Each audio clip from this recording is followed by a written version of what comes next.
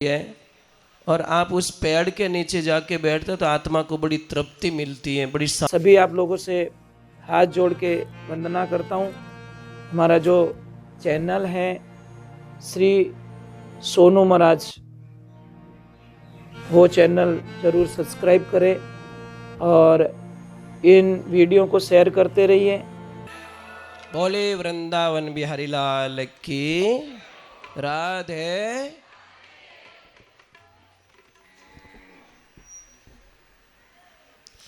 भगवान ने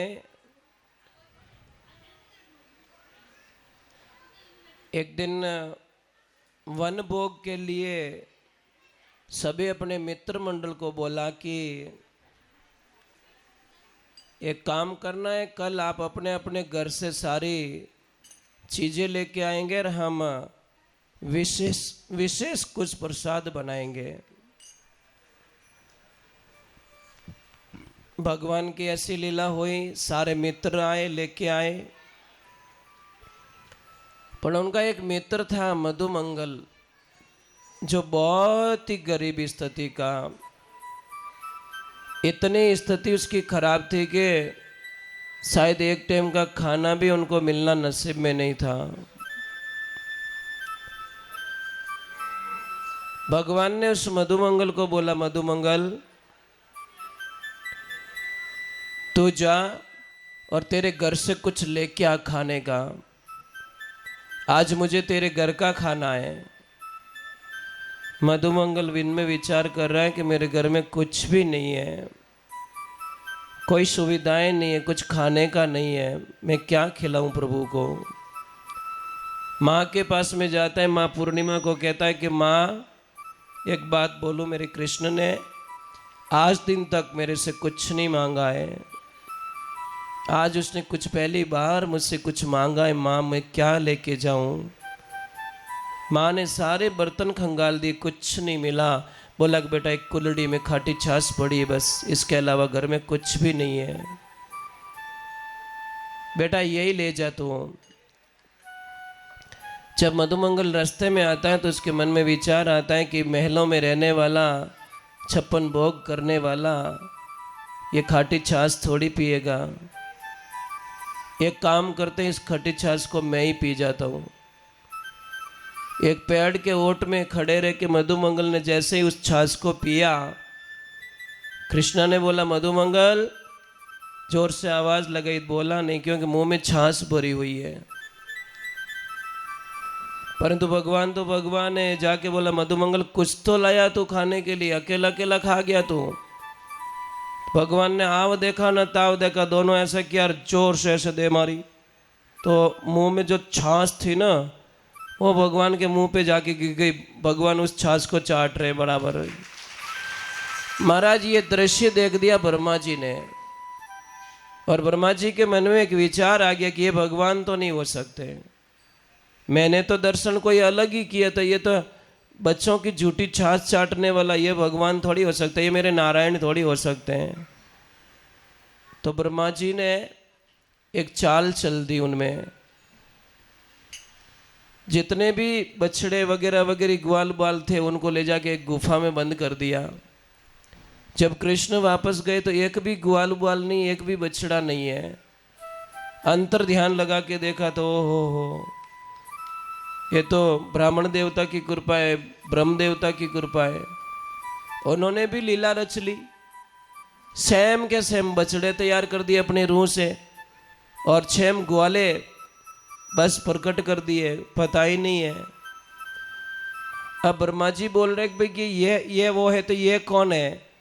और भगवान ने क्या किया पता है, ब्रह्मा जी का रूप बना के ब्रह्मा जी के आसन पे बैठ के बोल दिया कि आजकल बैरूपिये बहुत घूमते, मेरी शक्ल में ध्यान रखना, कोई आ जाए तो अंदर मत आने देना। अब भगवान ने वही किया, भगवान तो अंदर बैठे हैं, ब्रह्मा जी ब्रह्मलोक गए तो गेट द्वार वालों ने रोक दिया कि ओए भाई बैरूपिया कहाँ जा रहा है तू। अरे मैं बैरूपिया नहीं हूँ, मैं ब्रह्मदेव हूँ। कि तुम्हारे घर का ब्रह्मदेव होगा, अभी तो नहीं, अभी तो हमारे ब्रह्मदेव तो अंदर बैठे। फिर आखिर में पता चल गया कि जैसी करनी वैसी भरनी, भगवान के उनका अहंकार को नष्ट किया और उनको बताया कि ब्रह्म ब्रह्म होता है। महाराज एक बात का ध्यान रखें, संसार से भागो मत। संसार से भाग के आप तपस्या करना चाहते हो, ये संभव नहीं है। संसार से भागो मत, संसार में रह के जागो, यही तपस्या सबसे बड़ी तपस्या है। हमें कई लोग प्रश्न करते हैं कि महाराज जी मुझे शादी नहीं करनी। क्यों नहीं करनी शादी? शादी करके भक्ति करो, वही तो भक्ति है। गुरु वशिष्ठ जी महाराज इस चक्कर में राजा थे, राजा से वो योगी बनने के लिए जंगल में चले गए भगवान को पाने के लिए, और भगवान ने दशरथ जी के घर पे अवतार लिया। आखिर में उनको वापस रिटर्न लौटना पड़ा। इसलिए ध्यान रखना, गृहस्थी जीवन को सबसे पावरफुल बताया गया है, पर उसको समझने वाला चाहिए। पत्नी अपने पति को समझ ले और पति अपनी पत्नी को समझ ले, यही जीवन होता है। दुनिया के सामने खुश रहने में कोई मतलब नहीं है। आप दुनिया के सामने हीरो बनते हो ना, अपनों के सामने बन के बताओ। माता बहनों, आपने कभी अपने पति के लिए श्रृंगार किया? उन्होंने वास्ते सजिया कि नहीं सजिया? हमारे पति देव आवेरी, आज मैं श्रृंगार करके उनके लिए अवेलेबल रहूं। मैं कहीं दूसरी जगह जाना है, ब्याह में जा रहे हो तो सज के जा रहे हो, फिल्म देख रहे जा रहे हो तो सज के जा रहे हो। अरे वो फिल्म वाला हीरो नहीं, तुम्हारा हीरो तो तुम्हारा पति है। परंतु वो चीजें समझ में नहीं आएगी। मतलब जिंदगी में इसीलिए तो कह रहे हैं, जो करना है वो नहीं करते हम लोग, जो नहीं करना है वो करते रहते हैं। अब भगवान ने कैसी लीला रची, अजगर के रूप में आया था अगासुर, उसका वध किया, वत्सासुर का वध किया।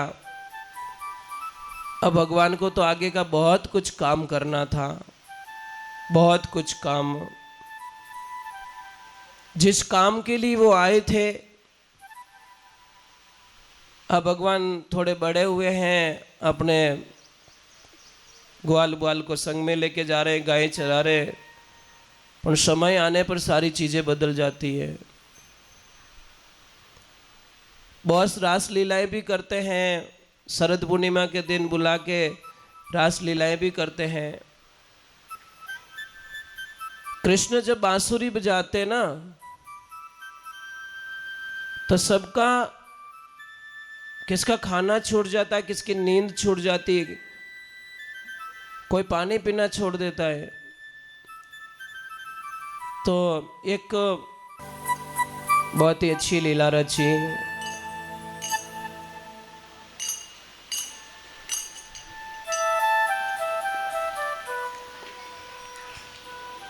एक दिन कृष्ण ने देखा कि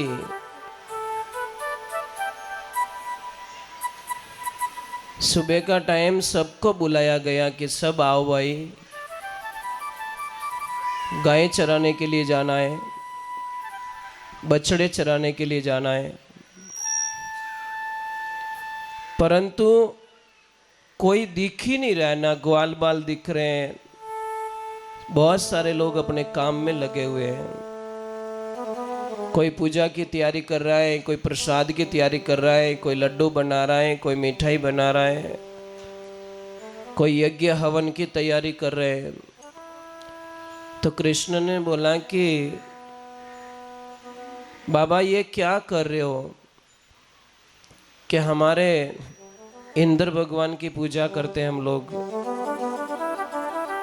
और इंद्र की पूजा करेंगे तो वो बारिश करेंगे, बारिश करेंगे तो हमारी सृष्टि अच्छी चलेगी। तो भगवान ने वहाँ पे उन लोगों का थोड़ा वहम दूर किया कि इंद्र की पूजा मत कीजिए, आप पूजा गिरिराज की कीजिए। बहुत अच्छा संदेश दिया उन्होंने हमारे को बताने के लिए कि पूजा जो सामने प्रत्यक्ष है उसकी पूजा होनी चाहिए। पेड़ पौधों की पूजा करो, पेड़ लगाओ, हमारे पर्वतों की पूजा करो, हमारी नदियों की पूजा करो, हमारे सूर्य नारायण की पूजा करो। अप्रत्यक्ष रूप में किसी को हमने देखा नहीं, उसकी पूजा हम बहुत ज़्यादा करते हैं, पर जो रियल में सामने जो होता है उनकी और बचाएगा कौन हमें? बताइए आप, कौन बचाएगा हमें? पेड़ पौधे बचाएंगे, हमारी प्रकृति बचाएगी। आप कभी भी जाइजो, मारवाड़ जाओ, ईमानदारी से, जैसे उन्हाड़ा रे मायने कटे बढ़िया टेंट लागोड़ो, ब्याह रे मायने अच्छा कूलर लागोड़ा, सारी सुविधाओं करियोड़ी, परंतु आपने हम ही कोई रूखड़ो दिख जावे, विनी छाया दिख जावे, आप ईमानदारी बोलो, विन टेंट में निकलन, विन रूखड़ा रे नीचे जाओ कि नहीं जाओ? कितो जीव हो रो रेवे, कितनी खुशी मिले। जो आपको 5 लाख का टेंट लगा के बंदे ने व्यवस्था की है, वहाँ पे आपको खुशियाँ नहीं मिल रही है, और आप उस पेड़ के नीचे जाके बैठते तो आत्मा को बड़ी तृप्ति मिलती है, बड़ी शांति मिलती है। इन्हें वास्ते कहीं क्यों कि माया तो मिन को री, छाया है रूह को री। आप अपने घर में वो खुशियाँ प्राप्त नहीं कर सकते। कोरोना काल में देखो, ऑक्सीजन की कमी हुई तो लोग कई लोगों ने नीम के नीचे डेरा डाल दिया, कई लोगों ने पीपल के नीचे अपने पलंग को बिछा दिया, वहीं जाके बैठ गए लोग। बैठने का कारण क्या था? यही कारण था कि ऑक्सीजन मिलती है, हमें पेड़ पौधे लगाने चाहिए। अब आप यहाँ पे इतने बैठे हो, किस किस ने अपने जीवन में पौधे लगाए, ये बोल दो। बोलो, 1-2 हाथ ऊपर हुए बस। समस्या यह खड़ी होती है, मतलब अरे भाई, कम से कम मैं तो इतना बोलता हूँ, हर जन्मदिन पे एक पौधा तैयार करो। आप बच्चे के जन्मदिन पे भी करो, आपके जन्मदिन पे भी एक पौधा लगाओ, उसकी सेवा करो। हमें ये बिल्डिंगें, ये कंपनियां, ये सुख सुविधाएं बचाने वाले नहीं है। अंत में जब हमारा अंत आएगा न, तड़फेंगे हम श्वास लेने के लिए। कितना भी अच्छा बंगला बनाया तो उस बंगले में श्वास आने वाली नहीं है। तुम्हारे नोटों के बंडल ऐसे कैसे पड़े रह जाएंगे। बचाएगा कौन? हमारा कुदरत, हमारी प्रकृति। आप देखो ना, करोड़ से करोड़पति लोग कुल्लू मनाली घूमने के लिए जाते हैं, प्रकृति की गोद में जाते हैं। क्यों जाते हैं वहाँ पे? खुशियाँ मिलती हैं उनको, कितनी सारी समस्याएं खत्म होती हैं। इसलिए भगवान ने ये बोला कि इंद्र की पूजा मत करो, पूजा करो आप गिरिराज की। तो उन्होंने बोला नहीं, इंद्र रूठ जाएगा। इंद्र रूठ गया तो फिर बहुत तकलीफ हो जाएगी। तो उन्होंने बोला कि कोई बात नहीं, रूठेगा तो हम देख लेंगे। तो 3 शर्तें हैं कि गिरिराज आके दर्शन देवे, हमारा भोग लेवे, और मुसीबत आ जाए तो हमारी रक्षा करे। तो उन्होंने बोला कोई बात नहीं। फिर भगवान को भोग लगाते हैं, गिरिराज जी को भोग लगाते हैं। भगवान स्वयं 4 भुजा धारण करके भोग धारण करते हैं। अब आपको पता है, नारद जी कुछ न कुछ करने वाले हैं।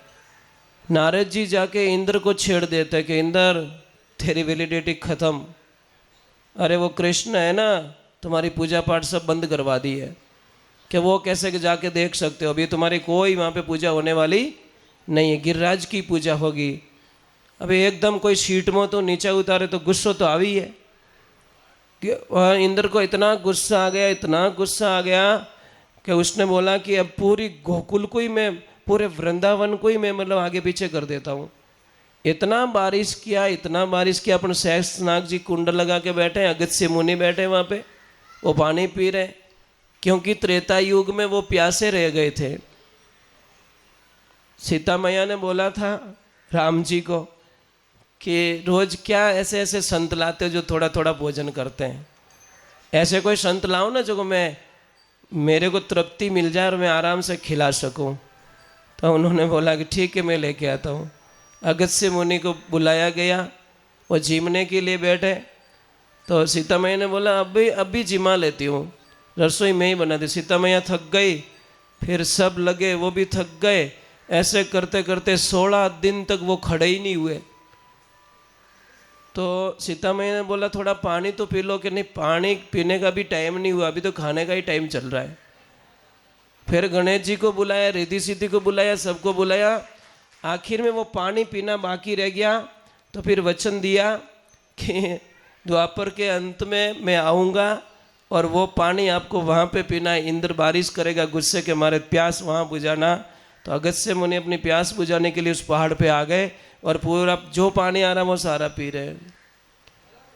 महाराज एक बात का ध्यान रखिए, तप कीजिए आप। तप का मीनिंग क्या है? किसी को परेशान करना नहीं है हम लोगों को। डिग्री का मतलब वो नहीं होता जो किसी को हम सताएं।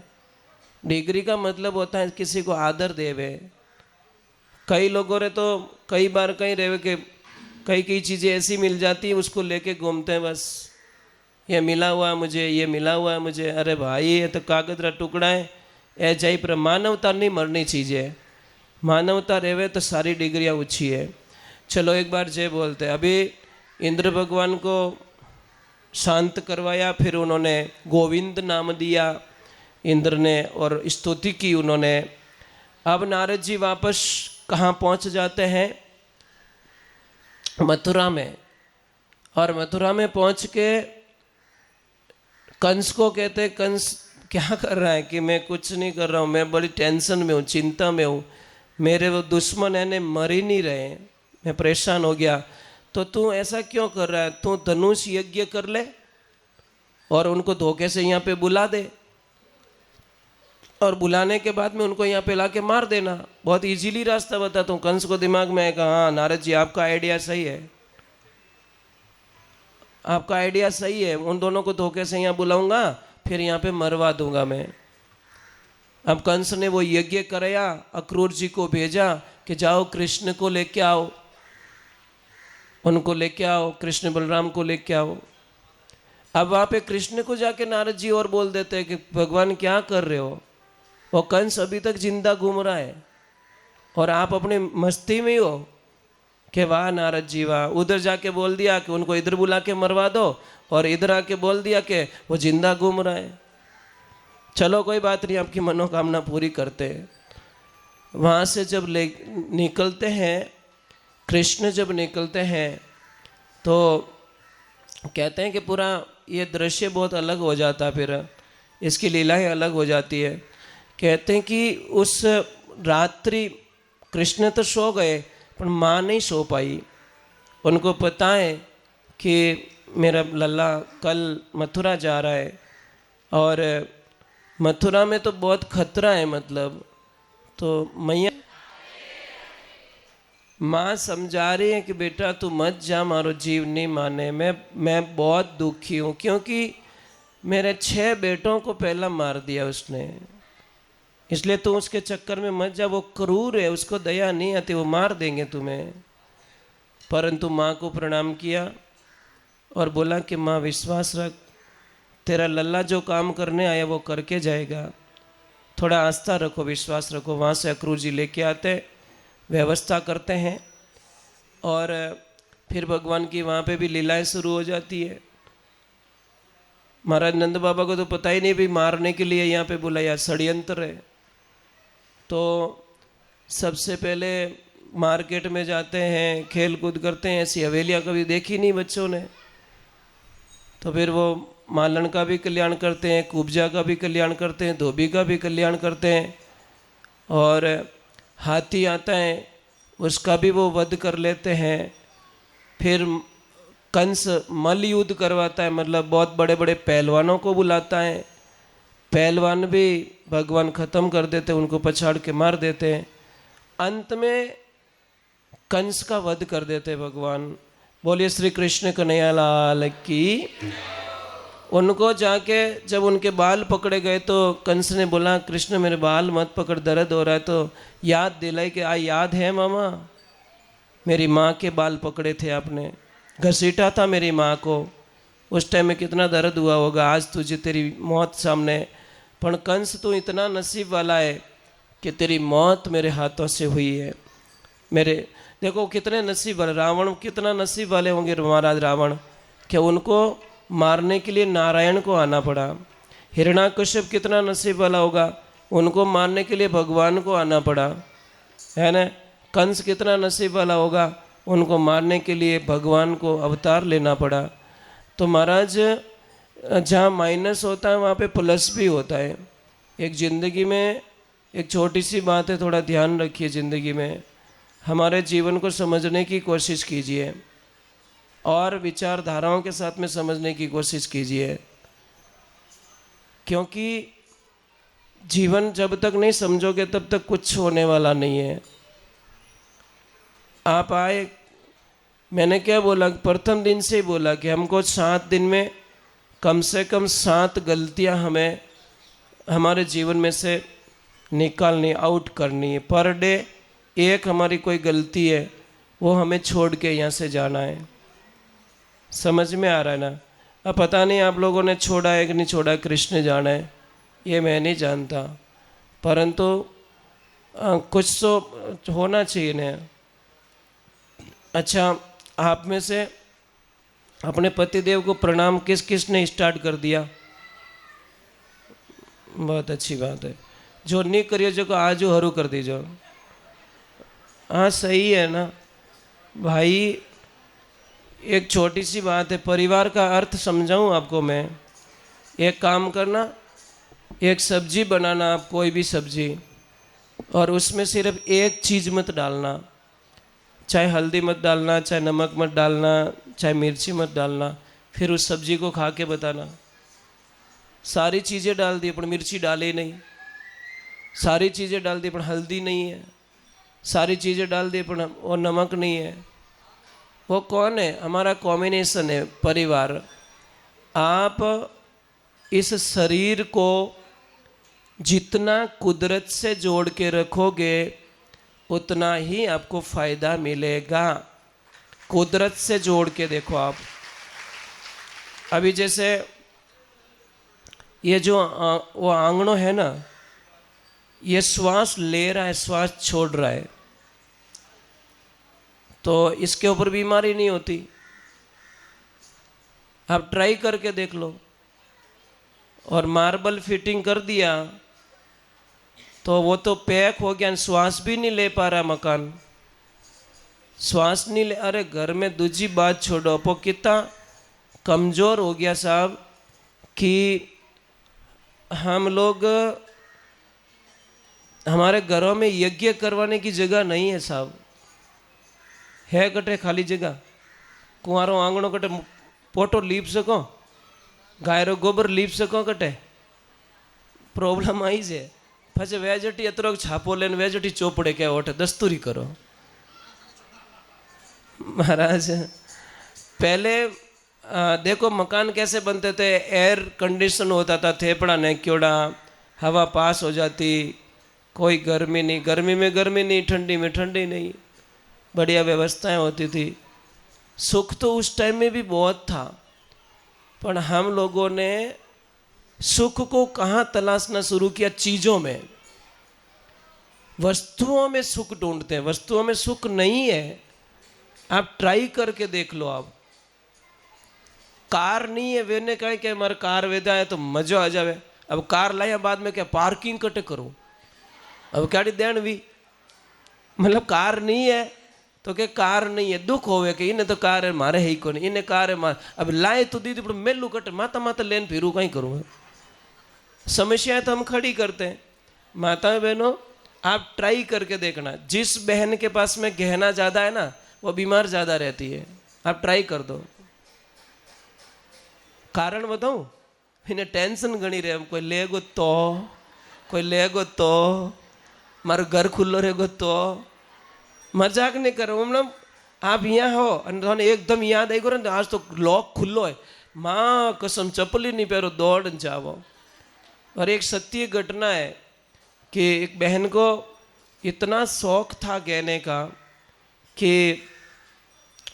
मतलब मैंने गहनों चीज़ें चीज़ें चीज़ें चीज़ें। पति बेचारा बहुत अच्छा, हर डिमांड उसकी पूरी करता। अब वो कहीं शादी में फंक्शन में गए थे और उनको मॉर्निंग में जल्दी फ्लाइट पकड़नी थी। तो क्या हुआ कि जैसे वो टाइम हो गया भाई कि हमको निकलना, तो वो बोली मैं जल्दी स्नान करके आ जाती हूँ। तो फास्ट गई तो बच्चा बाहर जाके दरवाज़ा बजा रहा है, मम्मी जल्दी चलो, कार खड़ी है नीचे, कार खड़ी है।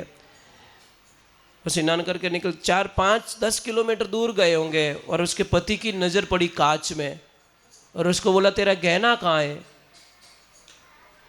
खाली तो ही पूछो थारो गहनो कटे। ये एकदम उसने यहाँ हाथ दिया कि मारो गहनो तो बाथरूम में रहेगो, वटे हाँ निकल गो बिनो, कार में ही मर गई वो।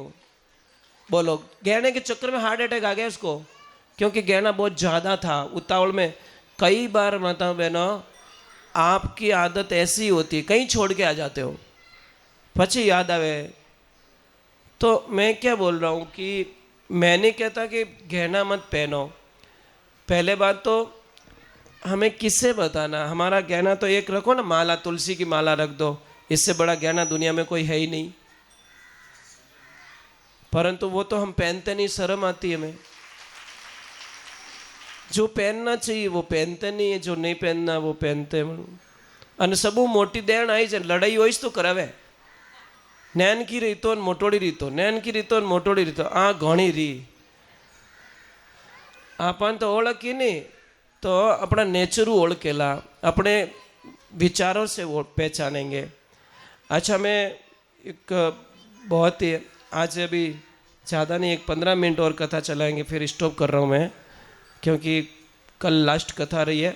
आज कंस को ही विश्राम दिया, कंस को निवेड़ दिया। अब काले द्वारका लीला स्टार्ट हो जाई भगवान के लिए, और सुदामा की लीला, और कल कथा समापन की तरफ है, कल समापन हो जाएगी। और एक मैं वंदन कर रहा हूँ आपसे, किसी भी बहन को अगर ससुराल में कोई तकलीफ है, शादी के बाद में बहुत सारी परेशानियाँ हैं, मतलब तो वो विश्वास के साथ में ये हमारा उपाय कर सकते हैं। मैं लिखवा देता हूँ आपको, जिसको विश्वास है वो ही करे, जिसको विश्वास नहीं है वो ना करे।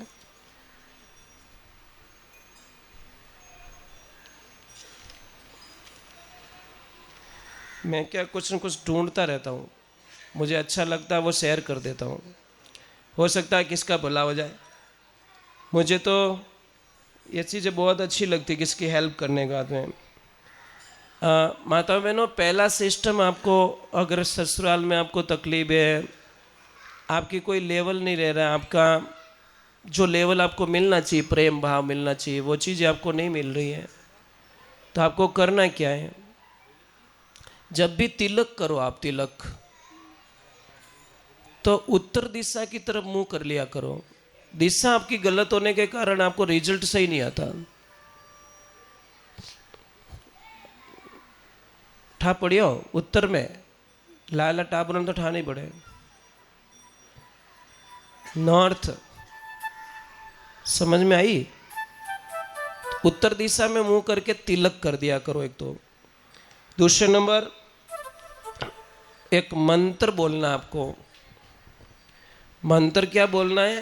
तिलक करते करते बोलना, वहाँ तो काम करेगा, तिलक नहीं करेगा।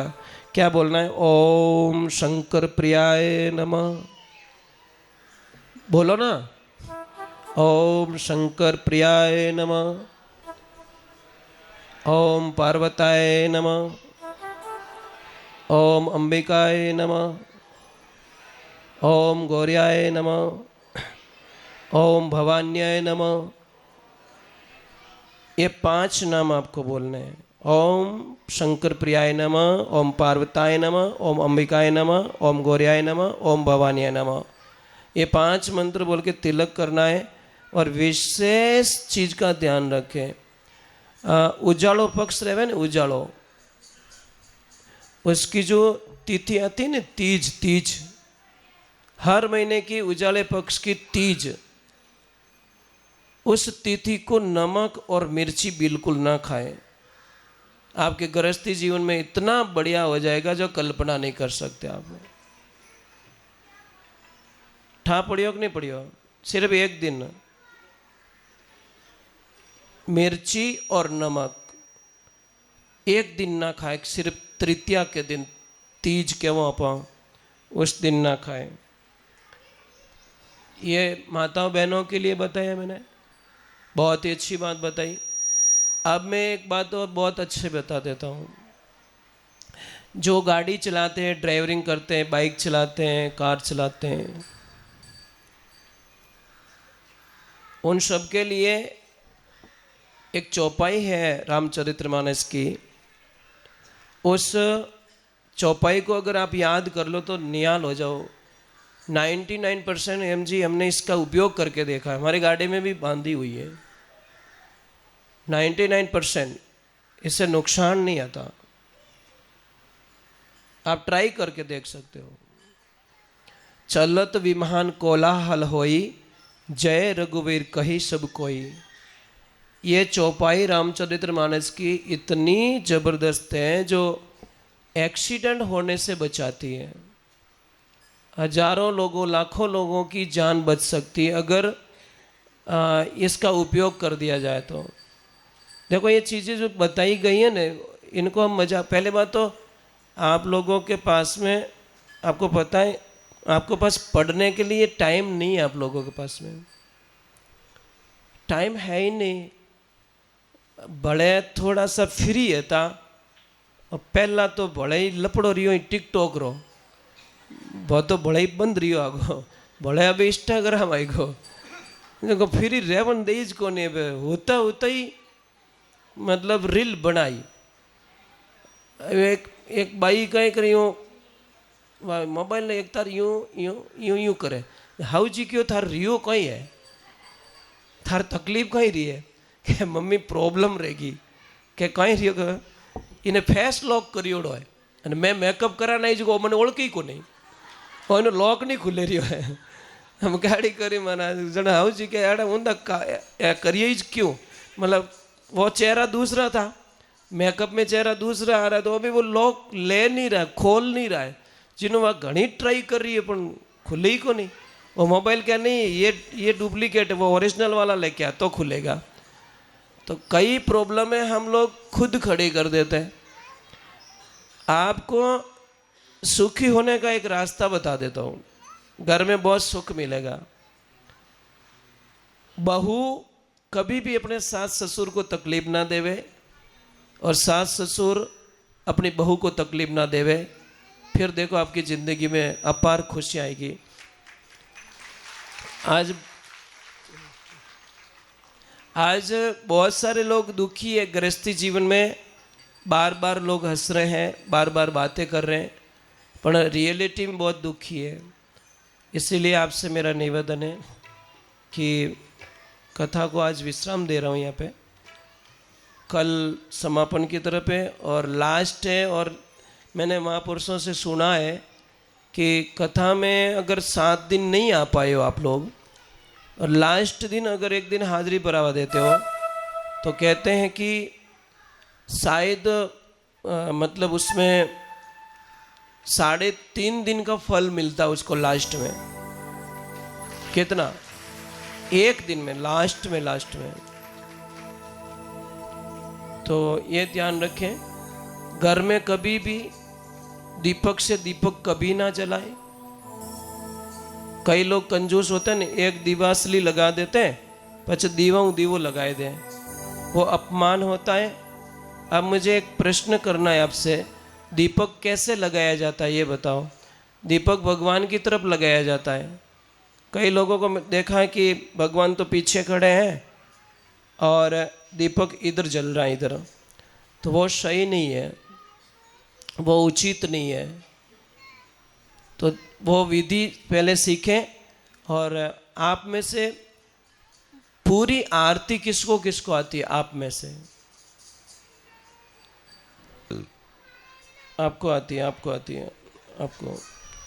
नहीं। पूरा करो ना, कंजूसी क्यों करो, हाथ पूरा ऊपर करो ना। अगर आ रही है तो पूरा हाथ ऊपर करो, ठीक है, बहुत अच्छी बात है। जिनको नहीं आ रही है उनका भी भगवान भला करे कि कम से कम उनको आरती तो नहीं आती, बराबर नहीं भाई।